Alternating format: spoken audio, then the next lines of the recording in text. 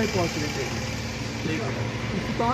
Government हर हिसाब से तैयार है और भी जो तैयारियां हर जगह चल रही है, क्योंकि थर्ड वेव जो है ये ज़्यादा रूरल ओरिएंटेड होगी और इसमें थोड़ा एज ग्रुप जो नीचे मतलब बच्चों को लगने का ज़्यादा खतरा है। हमारी प्रिपरेशन जो गवर्नमेंट की है वो तो चलती आ रही है, लेकिन जब से केसेस कुछ कम होने लगे ये देखने में आया है कि लोग SOPs का पालन नहीं करते हैं, लोग गैदरिंग्स में जाते हैं। आप मैरिज देखिए वहाँ कोई कंट्रोल नहीं रखते, रिलीजियस गैदरिंग्स देखिए वहाँ कोई कंट्रोल नहीं रखते हैं और उसका नतीजा जो आपको देखने में आया, पिछले कई दिनों से केसेस बढ़ते आ रहे हैं। इसलिए मैं लोगों से यही गुजारिश करता हूँ कि आज भी CS साहब ने मीटिंग रखी है, LG साहब हर वीक मीटिंग लेते हैं इस बारे में, और ये जो रीज़न क्या है जी केस बढ़ रहे हैं, हमारे देखने में जो आया, एक्सपर्ट्स की राय में जो आया, ये यही लग रहा है कि शायद लोगों को अब लग रहा है कोरोना है ही नहीं, कुछ नहीं है, थर्ड वेव भी आएगा और हमें तैयार रहना है, कभी भी आ सकता है। लेकिन लोगों से गुजारिश ये रहेगी SOPs का पालन करें, hand hygiene, mask, social distance, 3 simple आसान चीज़ें करनी है, कोई बहुत बड़ी चीज़ नहीं करनी। हमारी फैसिलिटीज़ मौजूद है, हर जगह पे मौजूद है, और उसके अलावा जो पीडियाट्रिक जो बच्चों के लिए वार्ड्स बने वो भी चल रहा है, गायनी के लिए बने, लेडीज़ के लिए वो भी हमारी तैयारियां हमारे पास है। लेकिन गुजारिश यही रहेगी, prevention is always better than cure. जितना हम प्रिवेंटिव मेजर्स लेंगे उतना हम बचेंगे। देखिए, श्रीनगर में टोटल 88 कंटेनमेंट जोन्स हैं, जिसमें से 22 कंटेनमेंट जोन पिछले हफ्ते डिक्लेयर किए गए हैं।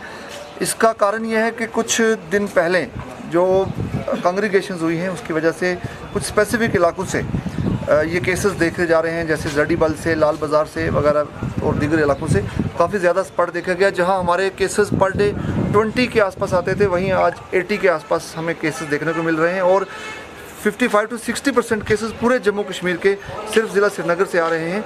तो सिविरिटी ऑफ प्रॉब्लम बहुत ज़्यादा है, और मुझे ये बात कहने में कोई हिचकिचाहट महसूस नहीं हो रही कि अगर हम एहतियात नहीं बरतेंगे तो थर्ड वेव की शुरुआत और उसकी बदनामी का जो दब्बा है वो ज़िला श्रीनगर पर ही आ सकता है।